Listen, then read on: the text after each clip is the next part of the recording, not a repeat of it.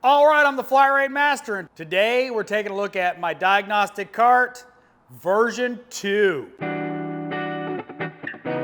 right, so if you've seen my old video, you recognize the blue Cornwall box.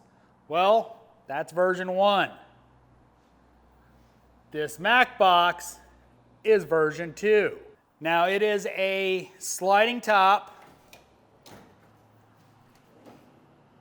roll cart with the pop-up lids on both sides, and I've got big plans for this roll cart. After using the Cornwall box for a while, I realized it was not going to be my permanent solution, so I bided my time and I traded it in on this from my Mac dealer. Now I looked at the Matco box with the sliding top that has just been released. My dealer got one. I didn't like it. This is way big. It had less drawers, so it just didn't work for me. My Mac dealer has had this on his truck for a while, so he gave me a really good deal on it. And it's matte black, so I didn't have matching handles, but no big deal. Now, one thing about this cart is it has the soft close drawers. I tend to slam drawers, so it's a good thing for me.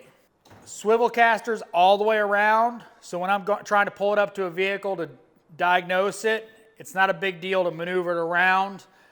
I like that. I didn't like the too fixed on this one. Yes, I know I could have added it, but there's lots of reasons I didn't like this cart. Mostly because I go to move it, the drawers start coming open, so I got to lock it. It's a pain in the butt to move, basically.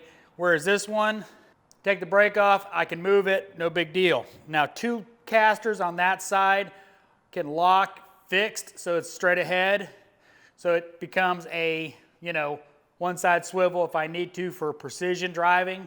Now, my plans for this is I'm going to add a big old touchscreen. So when I'm working on the Pico, or I can switch it over to a scan tool, I can control everything and, see big, because these are getting old. Hell, getting old. Now up top right now, none of this stuff is perfect. None of this stuff is permanent right now, but I've got my laptop in the one side shelf, my OTC leak tamer hanging on the side. Internally, I've got my Pico, my OTC breakout box, my Autel dongle, my little code reader. My Autel's hanging out over here. Again, probably not permanent. I will be adding a power bank to this unit. It's on order, it just hasn't come in yet. First drawer down is Pico, Pico, Pico, Pico, and the cable for VADCOM. If you work on Volkswagen, you should have VADCOM. Now, this cart tour is not going to be radically different than my last diagnostic cart. It's pretty much just everything moved over. My snap-on multimeter, love that. Test leads, piercing probes, gators, spare fuses, spare relays, tape, test lights, test lights, test lights, test lights.